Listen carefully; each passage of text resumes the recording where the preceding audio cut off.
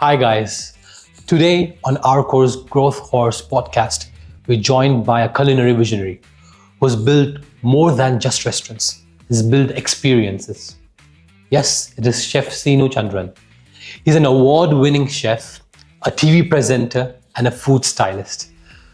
With over 2 decades shaping dining concepts across Dubai, India, and beyond. From launching high-end cafes in Mauritius and Texas to designing healthy food brands like Urban Bistro.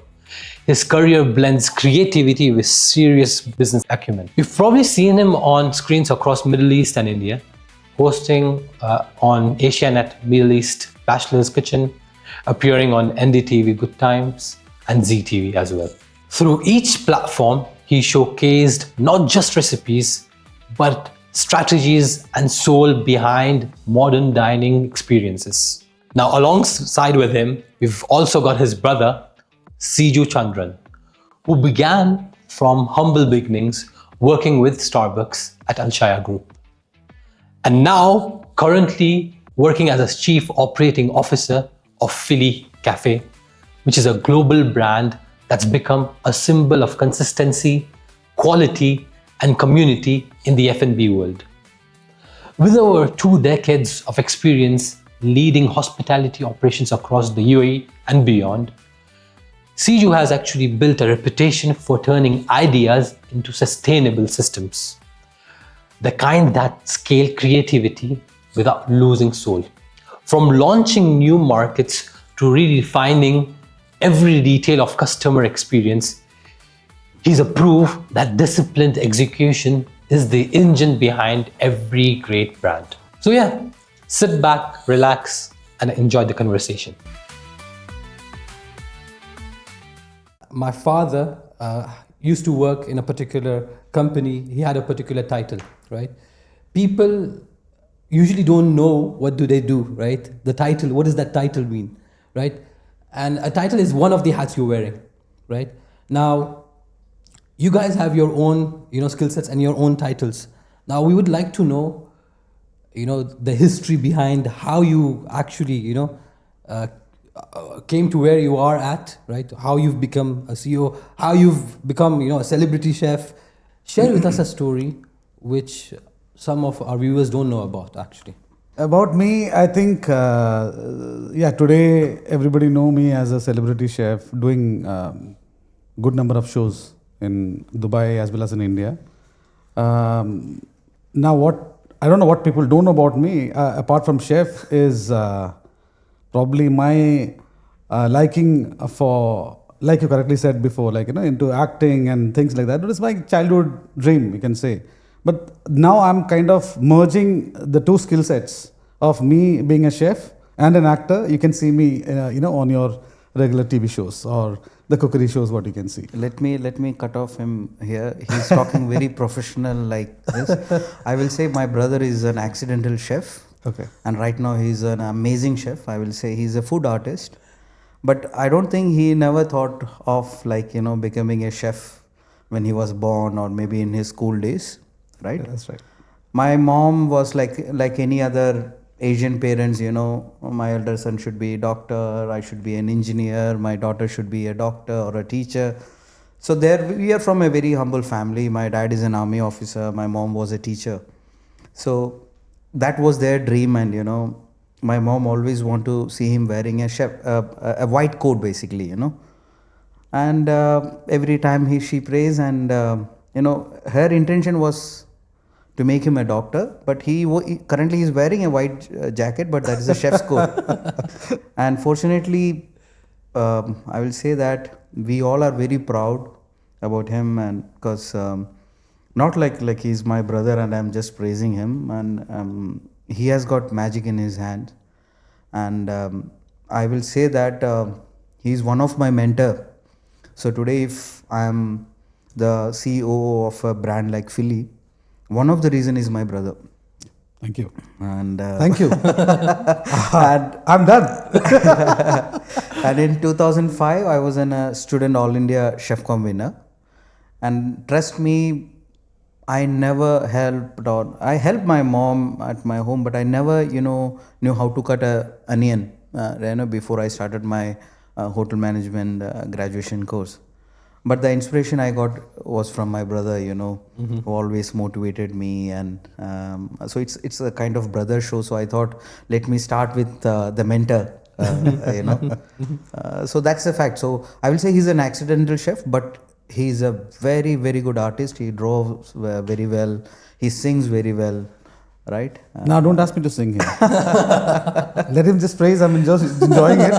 Yes. Yeah, so that is just one side of it. Like I said, thank you, Ciju. As usual. So yeah, those kind words. So that is one side of us. Now he's saying that I think he's also sitting in a position where I think it was more like an accidental role what he also got, because during school days, like when you're in 10th grade, 11th grade or 12th grade, that is the time when you actually decide what to do in your career, what stream you have to choose, and what you're good at, and what skill set could make you a star in your life, or where you could do better.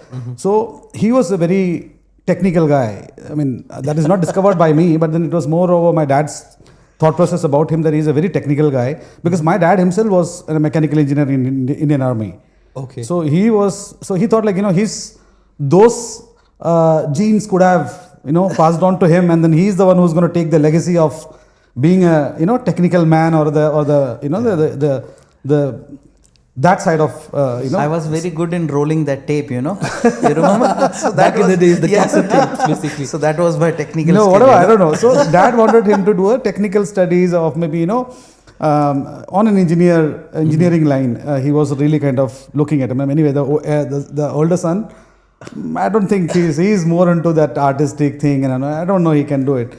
I think he's the one whom I'm going to focus. Okay, let him become whatever doctor or whatever his mom wants to be, and let my second son, he is going to take my legacy forward. Wow. Now what happened is I end up being in a hotel management college, and then my first year, second year went on, and then I started doing my regular stuff, and then I kind of stood out a little from the rest of my friends. I got to know that you were one of the school's known guy. Yeah, that is fortunate, just because I always wanted to be on that limelight, so I ended up doing a lot of stage shows and stage things. So yeah, I become one of those popular students in the school, from the student point of view as well as the faculty point of view, because right now, as I said, my dad was in army. We all were trained automatically, naturally we've been just brought up in such a way that we were so disciplined and all those things. So my teachers always loved us. So like Cinu is a good guy, and he can be the head boy, or he can be a leader of the school, and that kind of a profile I was carrying. So yeah, it's so. And I was never a head boy, not even I always use his name to get things sorted. My brother, I'm his brother. This is sometimes people don't recognize also, because he is very fair, smart, handsome, I'm a very normal guy. And sometimes, are you sure? Then my name is Chandran and he is Chandran, Very nice. So I used his name a lot of places. So very nice. Now, you just mentioned that your dad was in the Indian Army, and I see that discipline would be part, of your core family's, day-to-days. And my thoughts would have been that, you guys are so relaxed and chill, right? But, or strict maybe, right? Is this the nature, which have been, how was the upbringing like for you guys? That's what I'm saying. Being kids of an army officer, it always becomes a package of your upbringing, that you need to do this, you should not do that. There are parameters always set since you are like a small kid. Now initially you feel that is how the entire world is, because you whatever is happening in your family, you think everybody is doing the same thing. But eventually when you cross your teenage and you see that your friends are doing much more mischiefs than what you even could think of, or they are much more free in terms of going out in the night and coming, doing parties and all. And we were like, still 6 o'clock you have to be in, 6:30 you have to be in. This is the timeline we were following. Till the time probably I got into my college, till the time I left the city where my parents were living. Still, when I was in my college of first year, I still remember, like after 6:30, even if I go out, I still feel that I hope I don't see my dad somewhere outside. That kind of a factor would but this when I become a parent, when eventually I realized that probably that is what I am today, and that is the reason I am today successful in many other ways. When I'm training my staff, or even when I'm telling these stories to my kids, it is also an inspiration for them, as well as they understand the importance of being in a what do you call that? The family SOPs. Yeah. Yes, absolutely.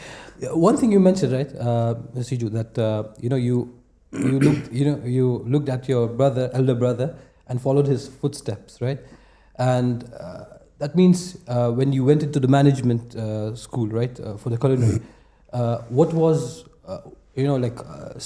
Cinu's role, right? You guys started from the same place, right?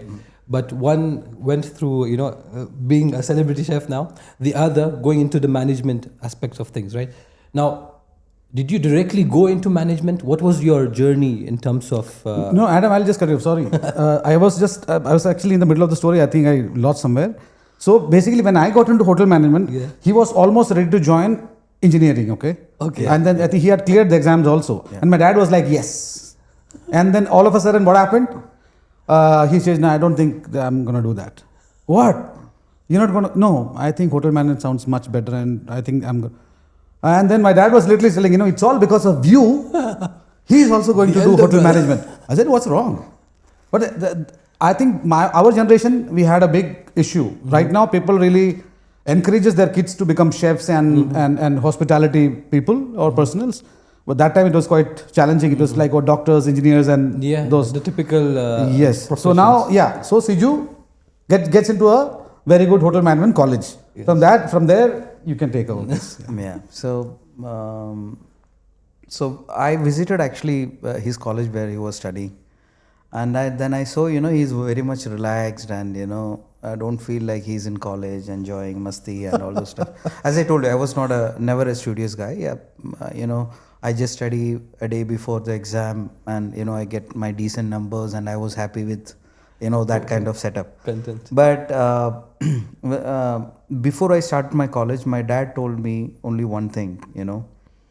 I can't buy you maybe an expensive phone or a car or something, because as I told you, he's an army guy. So whatever you do in your life, make sure that you do it very passionately, and you should try to be the best in that sector or in that industry.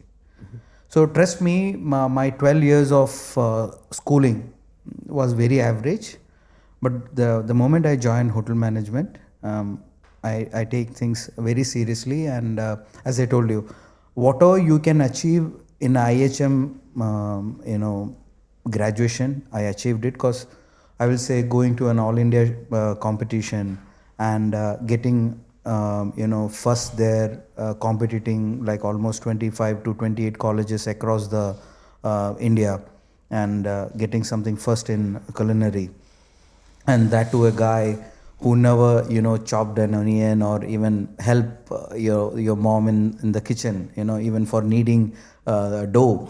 And then I felt like I should start my career as a chef, and my first job was with Shangri-La as a management trainee, and I was a part of the pre-opening team of Shangri-La in New Delhi. And it was quite exciting, and it was very good. And as I told you, as I follow him, I will say that there was a time when when you finish your schooling and when you want to start your college, that is a time, I will say, most of the people, young people, get confused. What should I do? What should be best for my career? And there he really guided me. I started as a chef, and then he only, I think, applied because he was planning to go to US, right? And then I told her, bhai, you are also going, and then what I'm going to do here? I have lots of friends, but still, as I told he was always a shade for me for my everything. Even I get into some trouble also, he's there to support me. If I get some bad numbers in my school, he's the one who make 8 number to 80 for getting signature from the RAM. So he was always there. So then all of a sudden I thought, my biggest support is going away from us. And that time, I think, was the Kargil war. And there was a little bit tension in home also. Then my dad decided that, okay, Cinu or Ciju, one person. And then I got a job with Alshaya Starbucks in UAE. Okay. And he got his visa to US. Yeah. And then dad told, like, one of you guys have to stay back here, because I might need to go for the war, and and someone needs to be there to Yeah, support he was the family. partially posted in Kargil at that time. Kargil at that So my mom and my sister, they were in Delhi. Yeah. So that was the time when these all things are happening, all happening parallelly. So you need a man in the house. Yeah, and then I had a waiting time of a month or two to go to US. And then actually, even though I was the one who got the job offer first, Ciju got the offer from Dubai, I think probably a month or 40 days later. But his joining was much quicker. So he was supposed to leave home probably in less than 15 days or something like that. Okay. So then dad said, okay, I mean, if he's going, if you're okay, why don't you just, I mean, I had other job opportunities in Dubai. I had in Delhi, other offers in Delhi. So I said, like, why don't you pursue that? This job, you can always, look out later also. Like Ciju was quite keen on that. Let him go and then you stay back. So eventually I had to cancel my visa to be with the parents, and then Ciju left for Dubai. So my first job was with Starbucks, and then I moved with Costa, and then I was associated with brands like Choitrams. I was with Danube. There was a concept called Chacha Chai. And with Choitrams, we created a brand called Cafe Vienna, which was an Austrian concept. Opened like around 10-15 outlets across Middle East.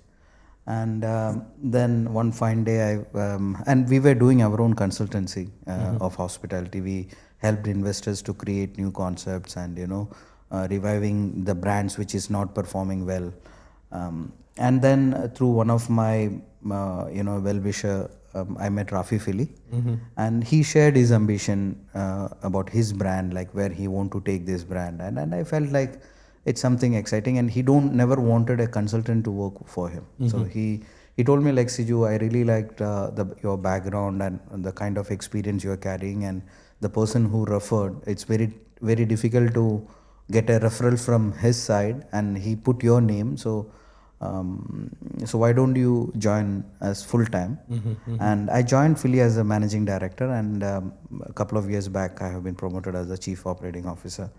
So it was it's almost like 6 years now, and it's very very exciting. And I will say, after my brother, I met only few mentors like Rizwan, Sajan, and then it's the Rafih FiLLi.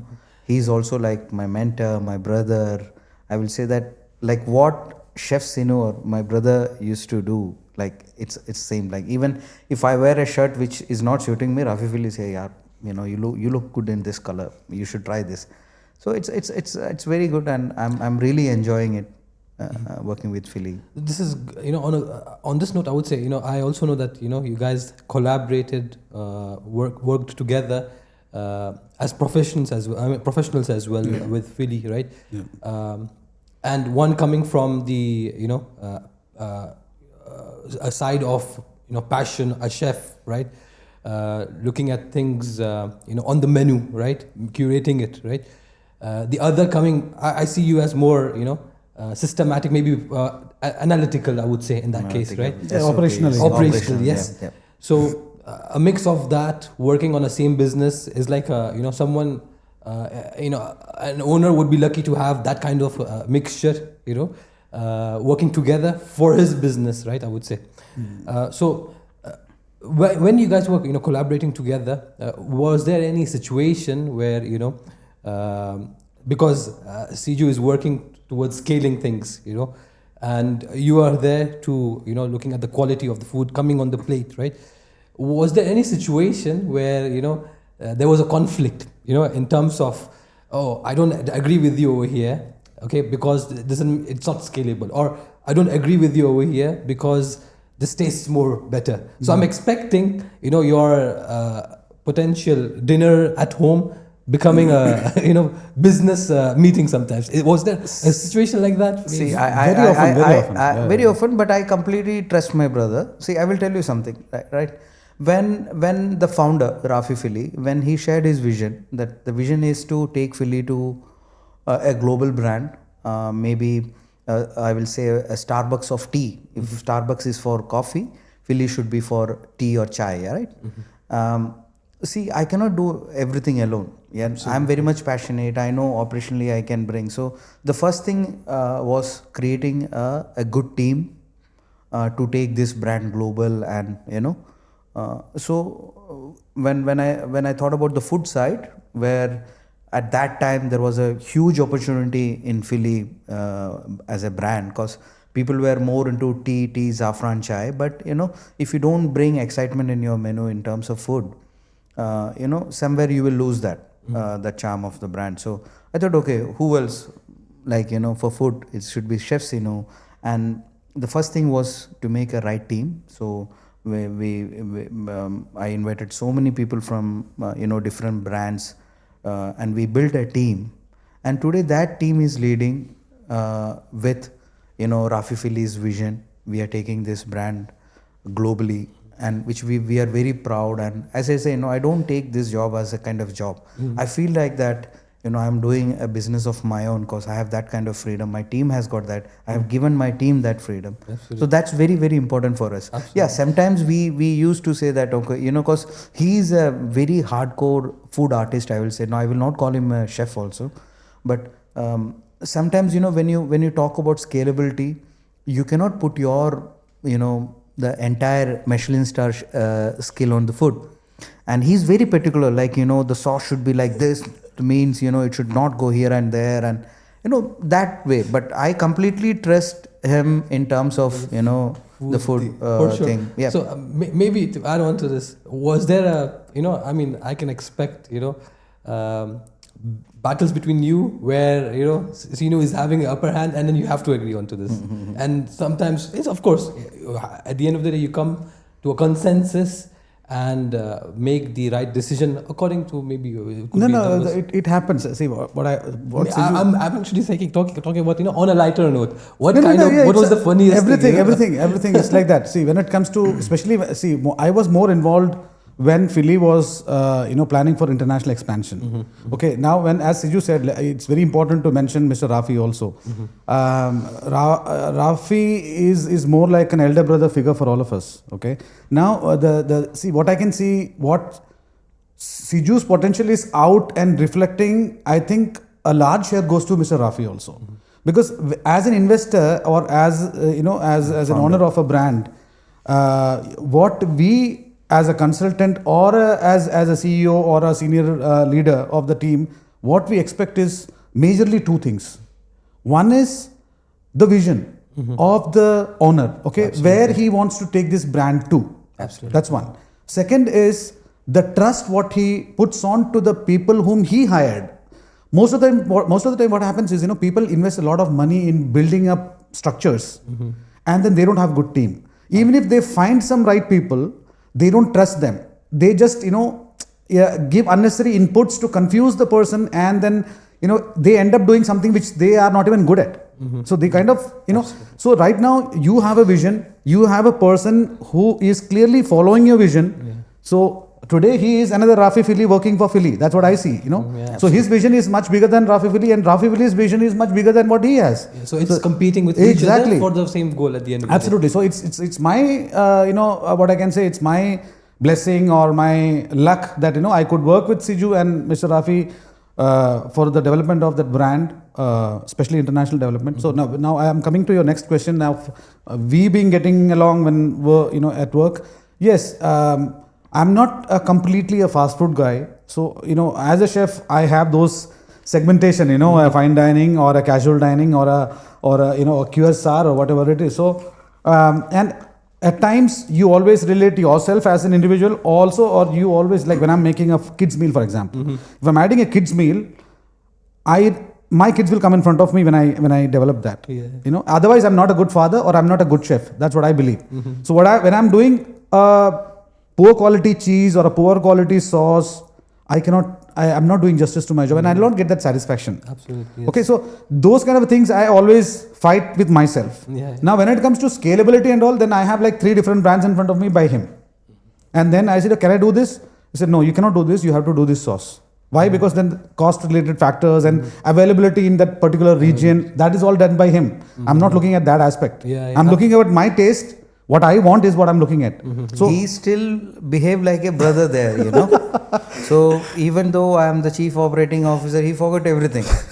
And he's a celebrity chef. So you have seen how celebrity chefs work, right? Everything is chopped, cut, all small bowls. They only mix, match, and then get, you know. Actually, I have a sister who's gone through a culinary arts course, and I see that, at home, before and after, effects of that. Yeah. And I see how particular they become, once the standards and everything which needs to be followed.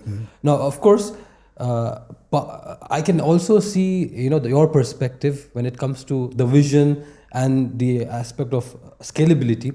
So you need to have certain, parameters in place. Okay, do we have the proper supply chain in place? Absolutely.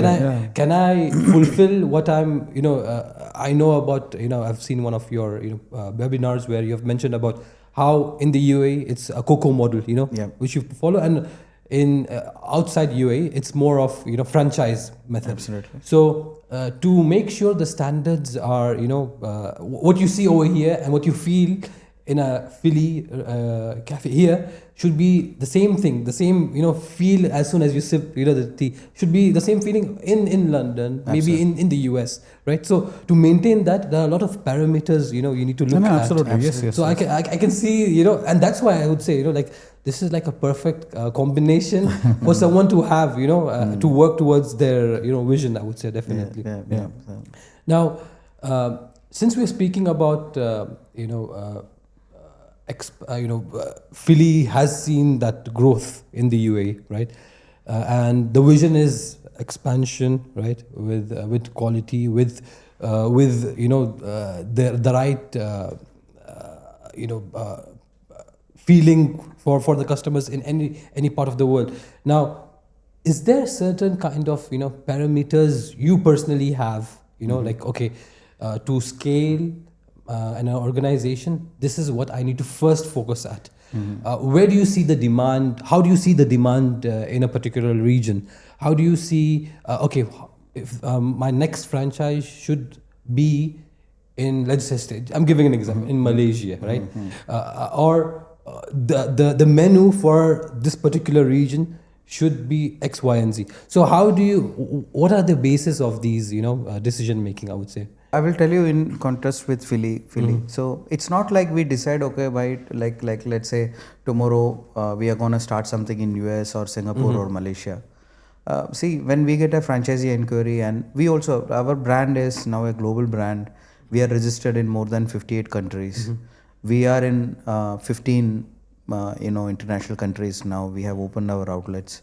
So let's say in terms of let's take US as a country. Every state is like a country there, right? Yeah. So the first thing is definitely like how we can give a similar experience in that territory is the biggest challenge for any brand, right? So today, if I am having my Zafran tea here, how I can give the same experience in London or whether it is in New York, right? Any part of the world. So that how we are going to set the supply chain. Do we have any restriction on the supply chain?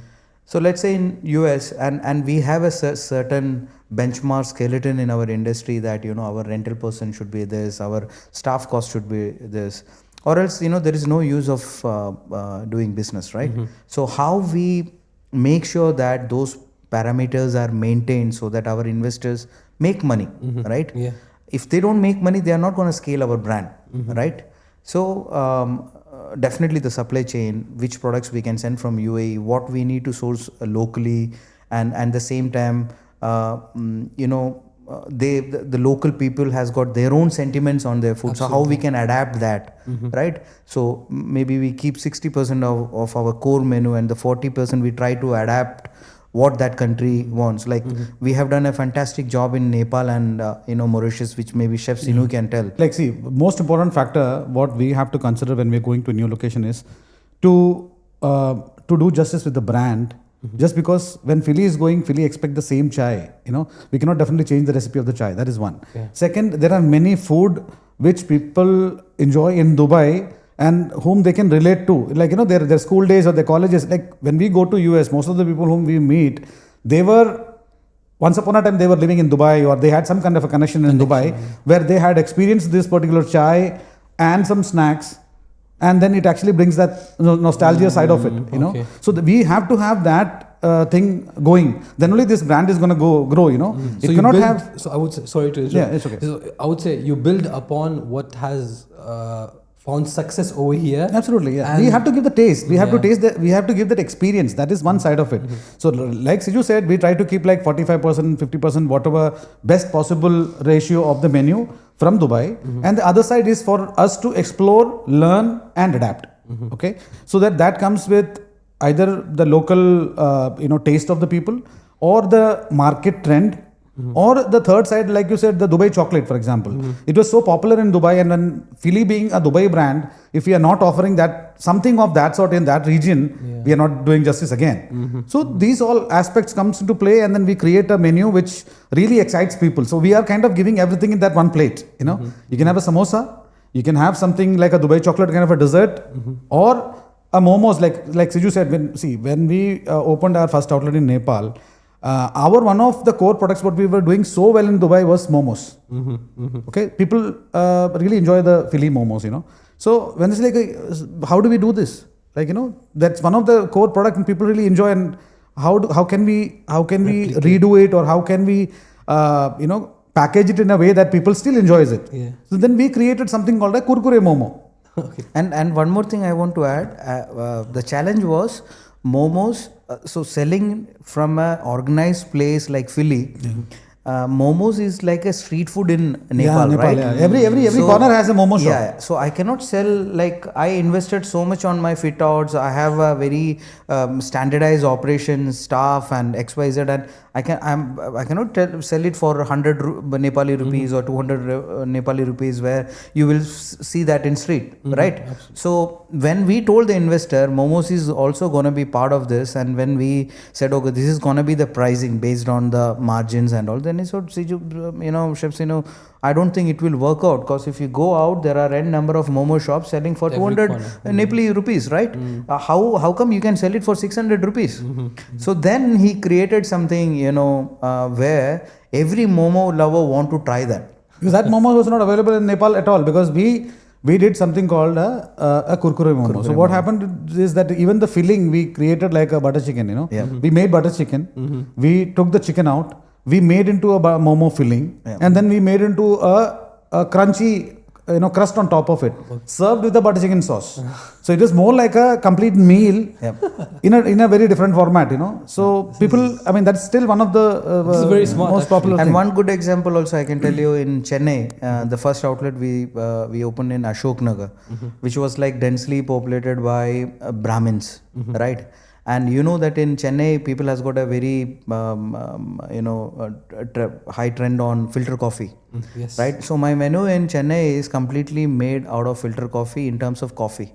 So the coffee milkshake is not made with a regular coffee, that's a filter coffee. So we created a menu, which, okay, filter coffee lover will also come. Maybe he might be spending 40 rupees for a filter coffee, but now he will come and spend 150 rupees because he's going to try a filter coffee frappuccino, or sorry, maybe a filter coffee milkshake, or a filter coffee ice latte, right, which is made with filter coffee. It was like the same traditional flavor served in different formats. So it's like taking the originals, absolutely, and get the sentiments of that place and make it in FiLLi way, right?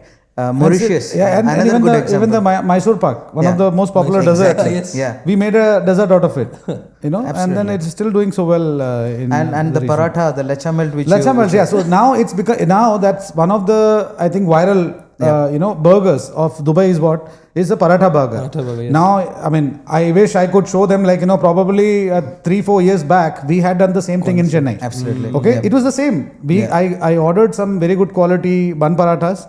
We made a burger out of it, and then we started. It was just like a normal thing. But then, we couldn't make it like a viral in Dubai. That is second thing.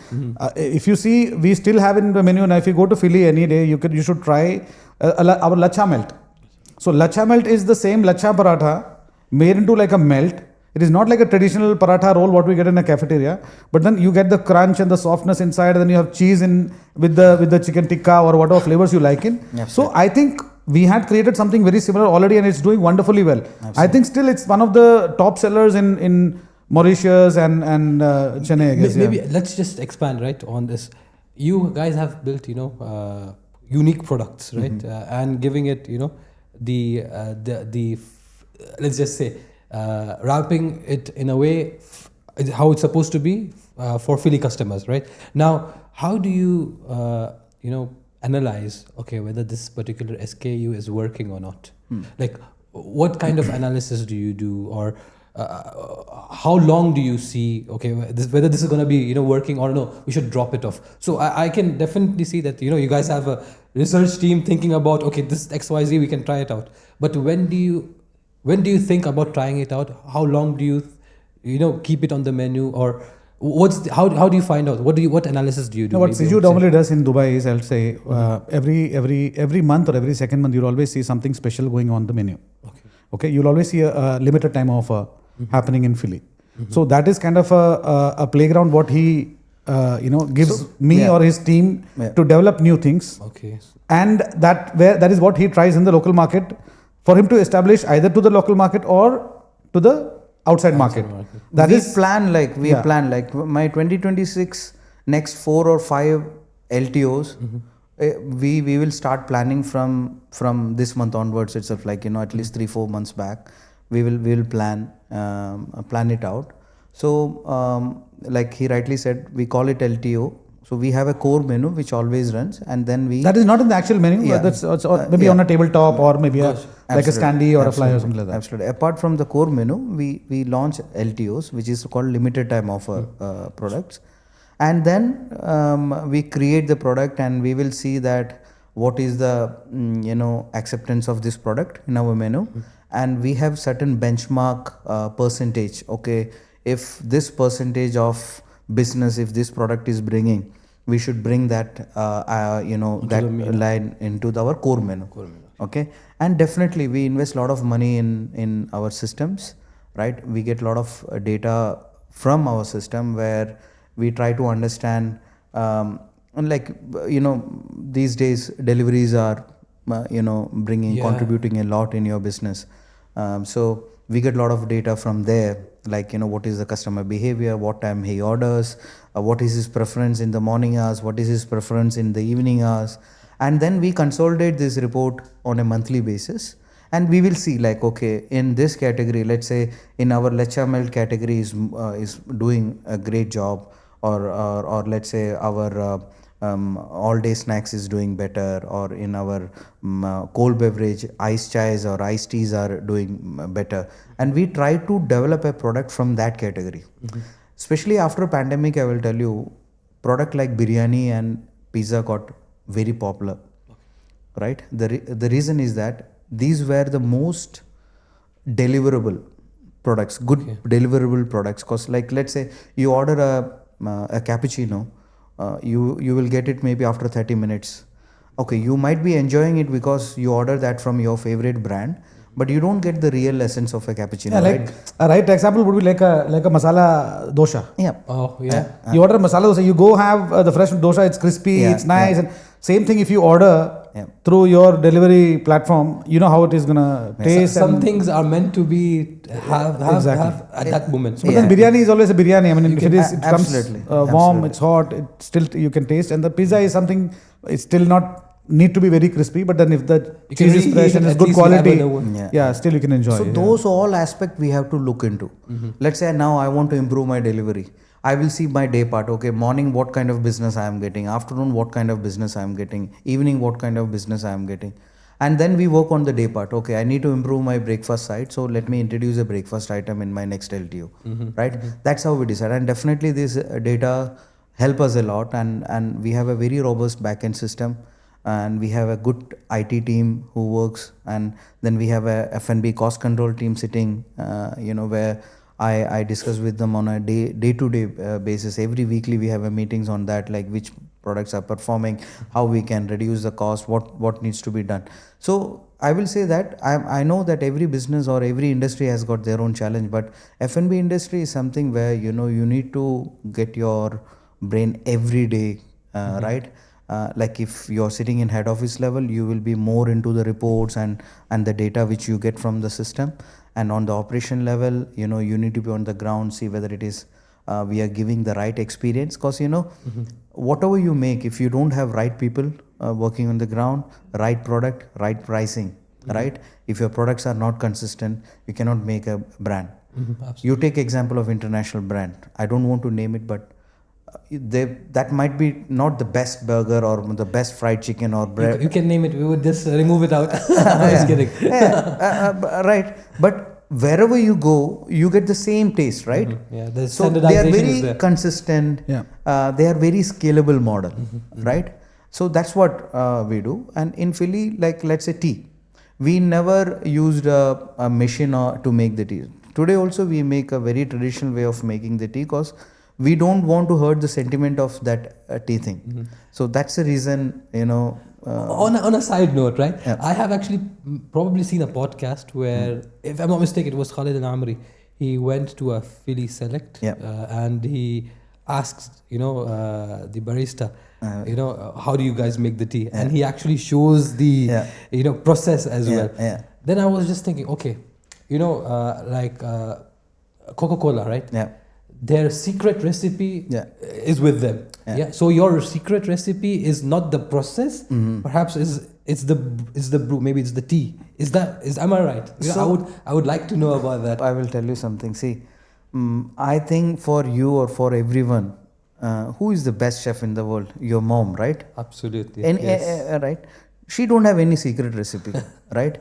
She put her emotions, her love. Or okay, I'm gonna make this food for Adam. Okay, he love, let's say, this mutton kadai, right? You can get the best mutton kadai from any restaurant, but the love, the emotion, you know, food is an emotion, Yes. right? In Philly, you know, the secret of our success is, I will say that, this emotion. We are very close with our customer, and you know, and our aim is also to go to the customer. Let's say our aim is to go to IPO. Right, we are built from the people and we want to go towards the people itself, right? And the same time, when you talk about the ingredient, we make sure that we get the best ingredients, right? The best process. Like let's say tea is very difficult to, like if you're not making in a machine or something, it's very difficult to maintain that consistency because you boil more, the taste can change. You boil less, the taste can change. Absolutely. Right? The tea powder can be, if you use a different tea powder, the taste can change. Yes, Right? absolutely. So we make it everything very consistent. We have a very good buying team, again led by me. Right? We get the best quality Assam tea from the garden itself, right?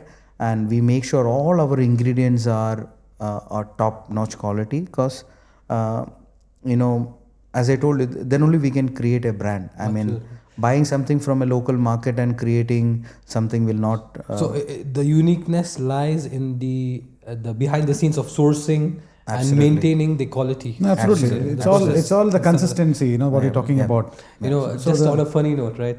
I got married almost 3 years ago. Okay. My wife, at my wife's place, right? They used to make tea within 15 minutes, right? But we had our way of, making tea, and it used to last for 45 minutes. So it's a very different, place to place actually. Just wanted to, touch upon that. And I think so. This is the uniqueness what FiLLi has in that case. See, place to place, tea leaves to tea leaves. Like let's say we are from Kerala, right? In Kerala we use South Indian tea. So even you boil it for 45 minutes also, you will never get a Assam tea taste. You go to Kolkata, we use mainly the Assam tea, right? You go to Kashmir, they use a completely different tea. Absolutely. Maybe the method of preparation might be same. I put the tea leaves in boiling water, then I add milk, sugar, whatever. The process can be same, but the ingredient also play a very important role, and how consistently we source it. That's very important. For sure. Going back on what we were discussing, when you spoke about, to have, when you sit down with your team, do all the analysis, you have aggregators from whom you get deliveries, right? So you do all those analysis.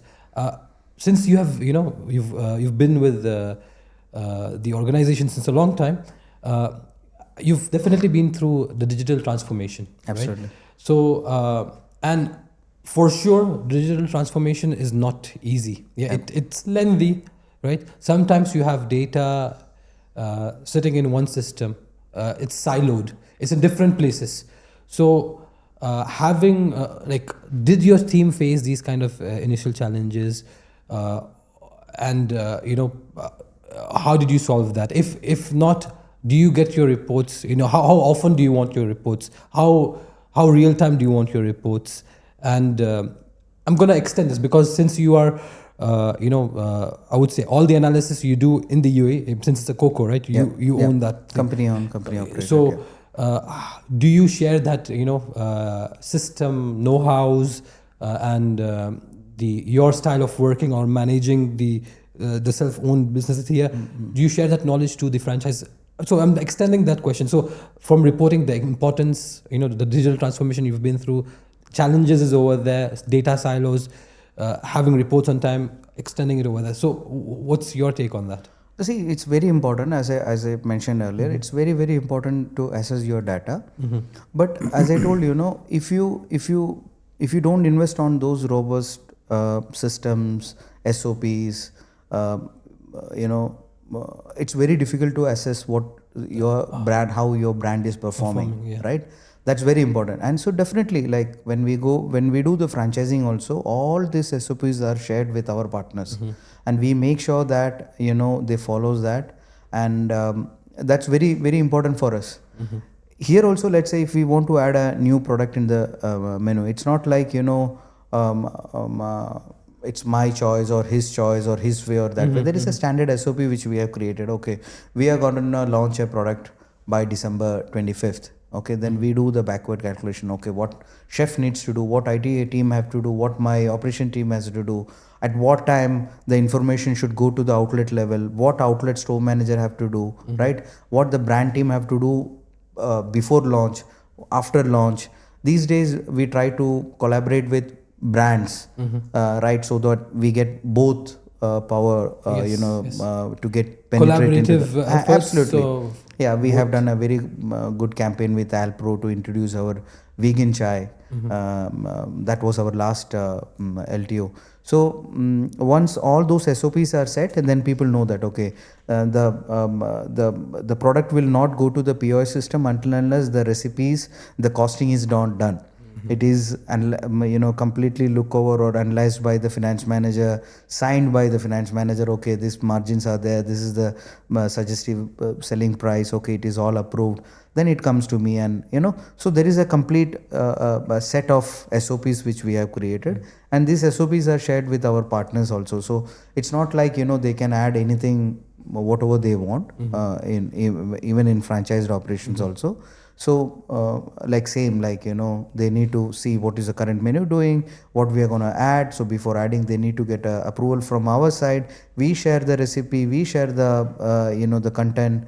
So that's how it works. So everything is standardized in terms of. Nice. Yeah. Mr. Cinu, part of being a consultant, right, and driving any, you've been in partnership with multiple brands as well.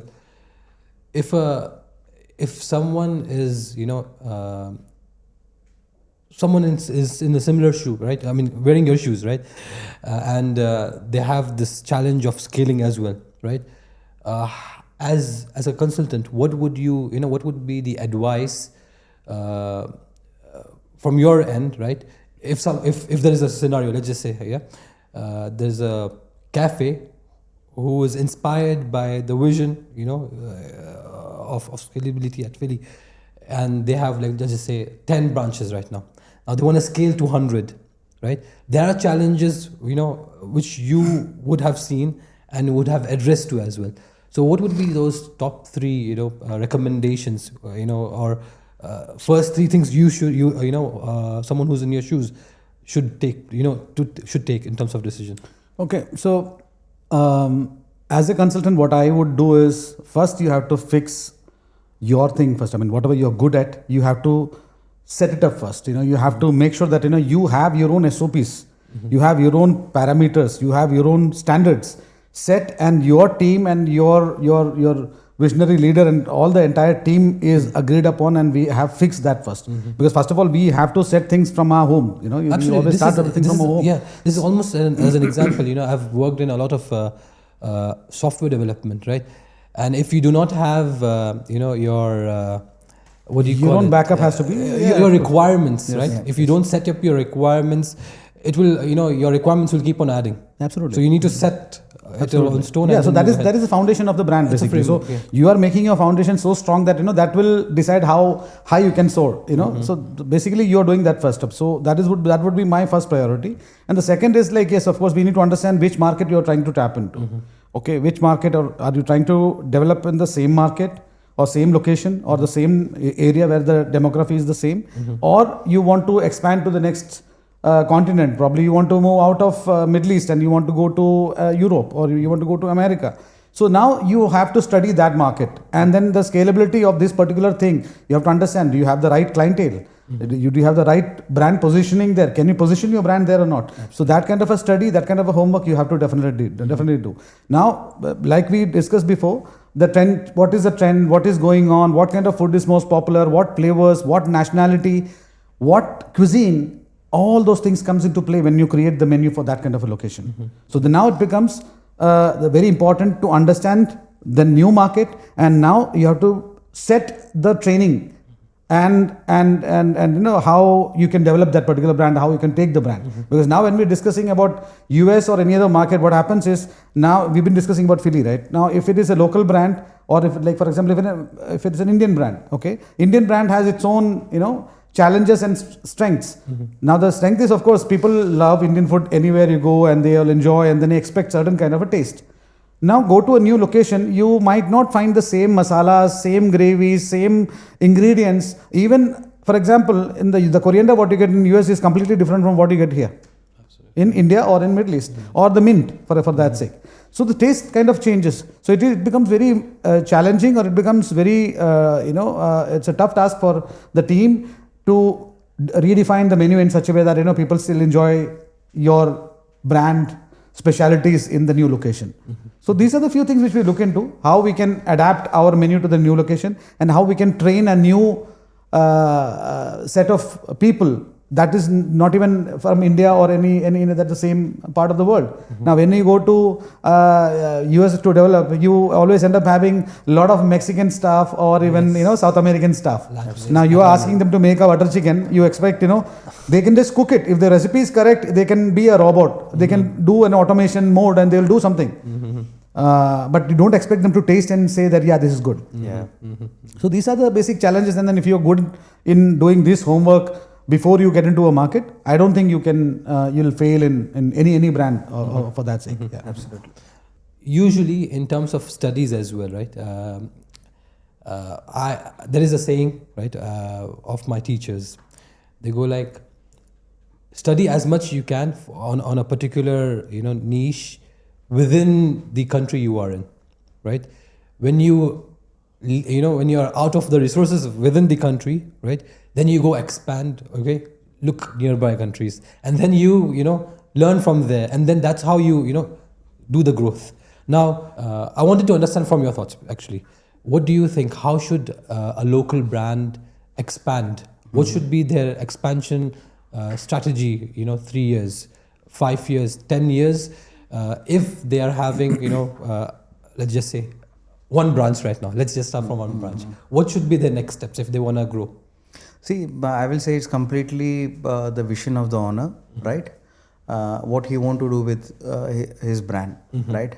If his vision is to do franchising and scale it after first outlet or second outlet, I'm telling from my perspective, I don't think that is the right way of doing it. One outlet or two outlet will not tell you whether your brand is a successful brand or if you are doing the right thing. You need to scale to a certain number of stores where you understand what is your challenge. Because let's say if I open one outlet in Dubai and I open the second outlet in JLT, that itself has got a challenge, right? Being same brand, in the same territory, it has got its own challenge.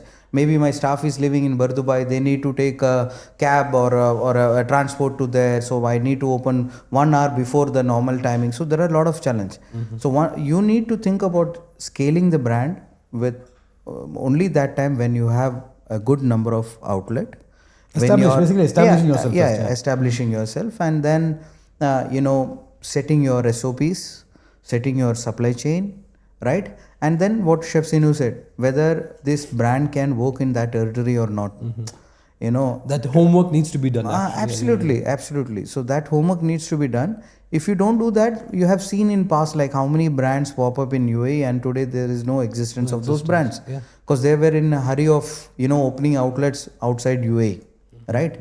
So first we need to fix our home, and then we should think about going outside. Definitely, that actually makes sense as well.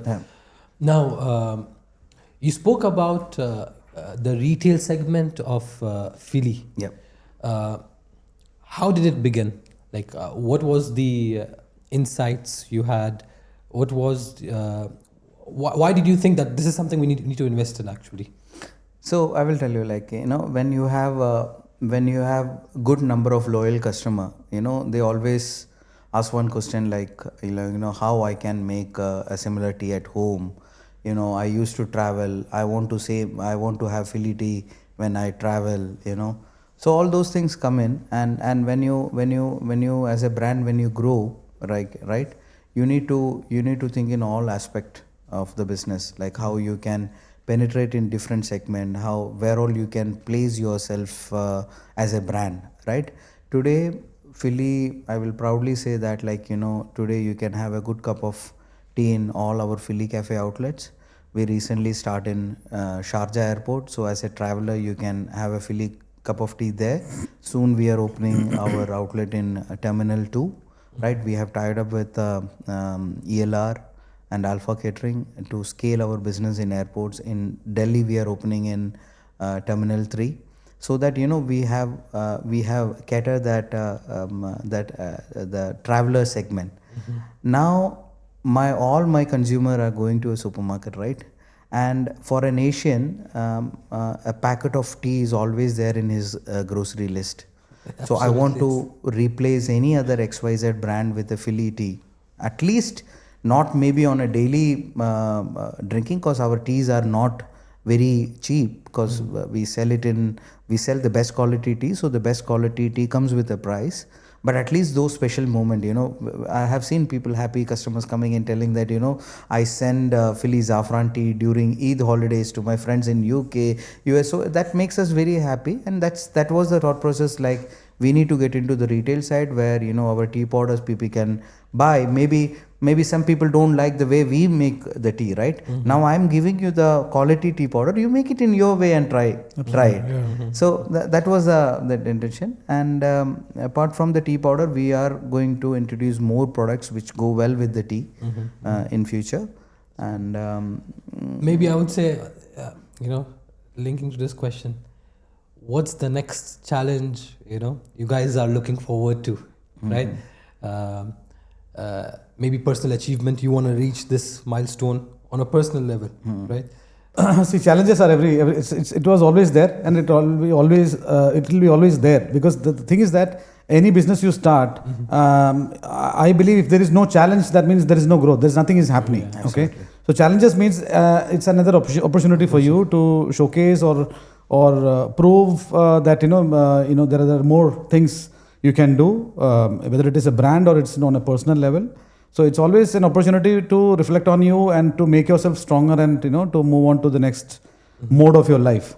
So yeah, when it comes to my job, yes, the challenge would be like right now we are talking about AI everywhere. Yes. So now I would be thinking like, for example, I can create a brand. Okay, I can run a brand for a certain time. The challenge is always to keep it consistent and make it keep on growing to the next level. So when AI comes in, what we see is like, it's improving the quality of production or quality of establishing, and everything is been really touched by AI today. So I assume that I need to step up my game. to inculcate that part of the technology into my system, wherein I can give better results to the investor or the owner of a particular brand. So there I need to work on my personal skill set, as well as I need to make sure that I'm able to train my staff to be ready for the next level. That's the game changer, I'm sure, and I'm sure a lot of things will improve, and then I need to be in the race. So that's what I think is important. I'll take the same question to Mr. Ciju. There has been robotic cafe concepts, and with the mention of AI, right? Is there a thought which came in terms of we should try robot cafes, or has those things come into place already? And maybe to expand, right? I'm giving you another question. Maybe I would say, has AI been implemented? Have you seen on a lower level, on a high? What level have you seen? See, we as a brand FiLLi, we have not implemented any AI kind of thing in our setup. But as I told you, we have a system where we get data. We have a delivery platform where we sit with the aggregators and we discuss what is trending, what is going on, what is the next trend people are looking for, and then we create something on that side. Trust me, see, if you take history of restaurants and cafe, let me go back in 70s and 80s, right?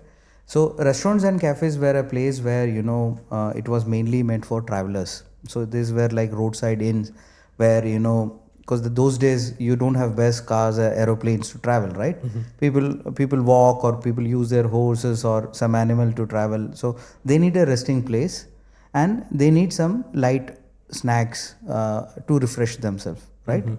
And from there it begins, and then Paris, they started the first cafe, and the cafe culture started growing. In 70s, even after French Revolution, I will say, a lot of great chefs like Cinu lost their job from the royal kitchens, right? After French Revolution, a lot of good chefs, they lost their job from the royal kitchens, and what they are gonna do then, right? So they also started their own concept. Someone might be good in making bread, someone is maybe good in making a grill, right? So they started small concept where they know that this chef was working for King Edward XYZ. Okay, let me go and try his food there. So this culture started, and then it was mainly for elite people, right? And then slowly it became a culture. So it was a play. It became a place where people socialize more than a product, right? Today cafes is more on product and experience, right?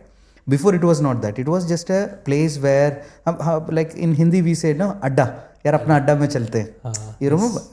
So it was more like a adda. Now it's more of like a place where you chill, relax. And if you don't give that experience, right, you will not win the race. Let's take our brand. Our brand is built on a product called tea, right? Today I will say that there are more than 5,000 small cafeterias which is selling tea, but they never scaled. They are never a brand. Right? So it's very important for us to make sure that you give that kind of experience to sustain in the market. AI is good, AI is bad if you don't use it wisely. Like Chef Cinu said, he can get the trend. Okay, what is the global trend? That AI can help. Sitting in UAE, he can get the trend. What is the global trend? But what Chef Cinu is gonna put on that trend? Like we said, Dubai chocolate is very famous, okay? Now it is trending.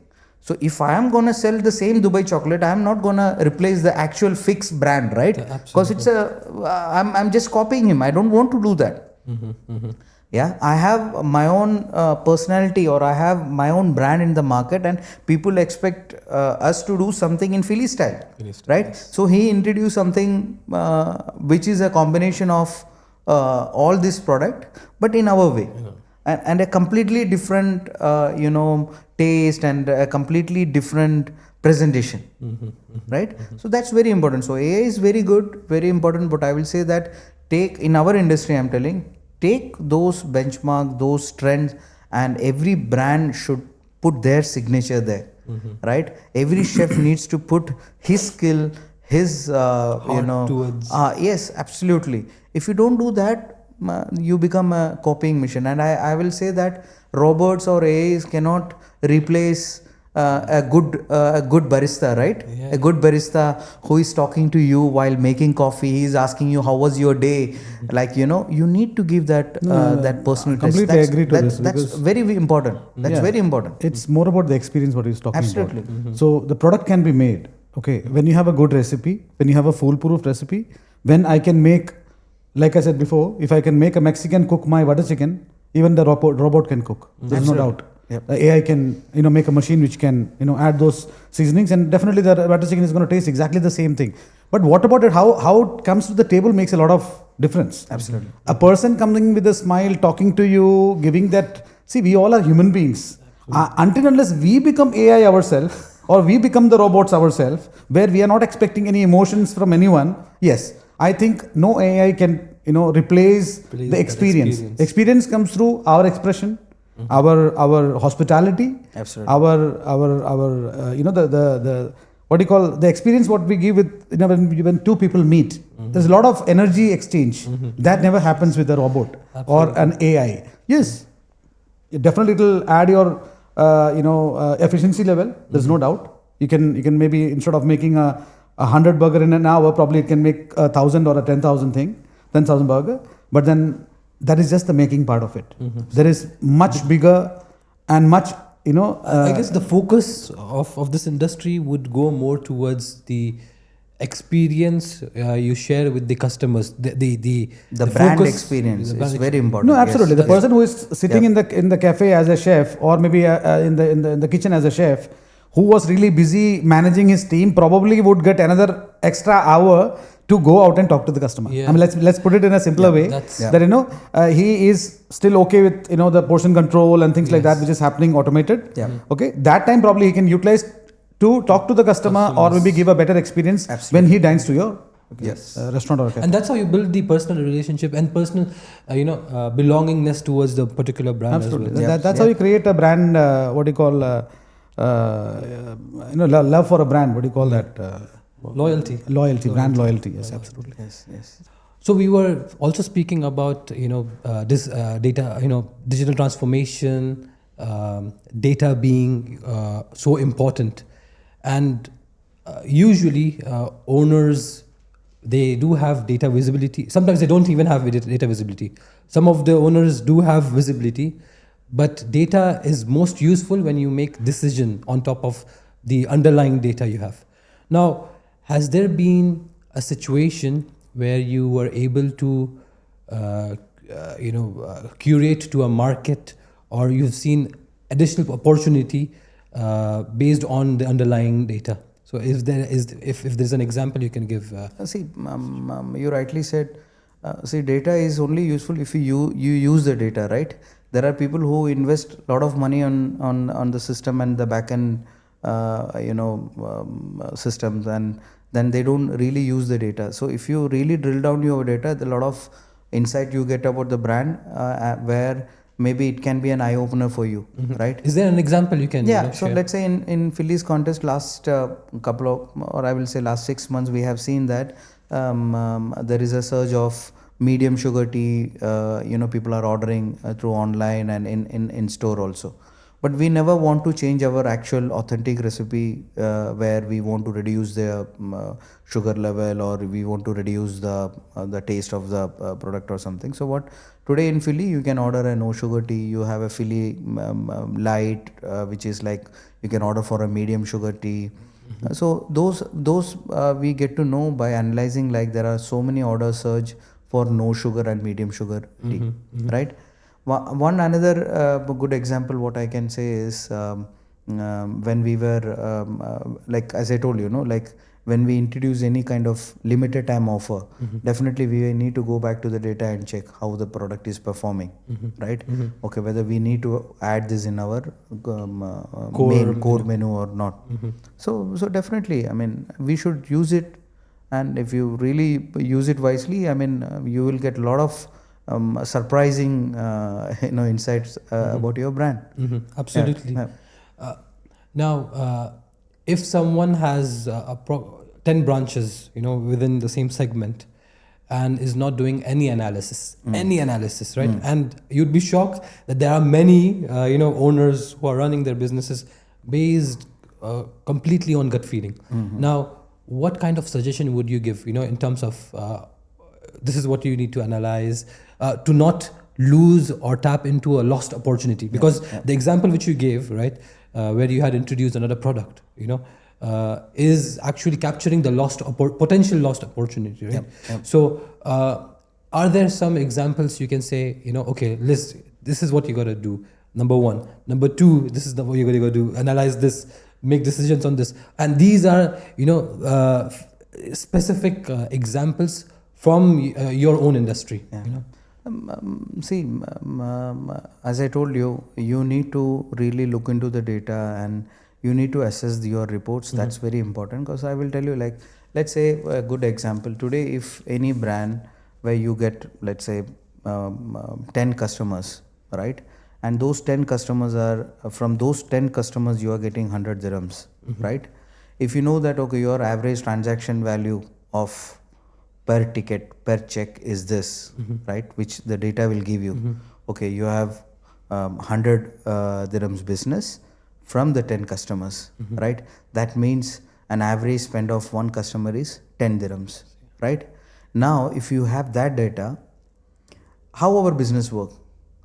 I can create a good business when I retain my existing customer, and the same time I bring new customers into my shop, right, or in my cafe.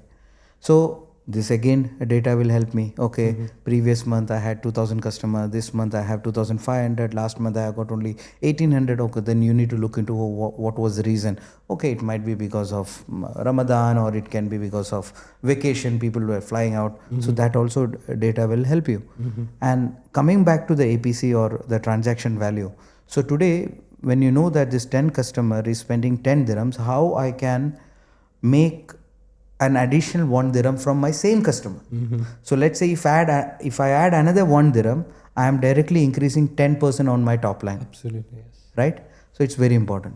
So there are several examples. As I told you, you need to scale the brand, you need to set team, and those team who are expert in that. Chef Cinu is very good in culinary, so he take care of, and we need to give him that kind of freedom.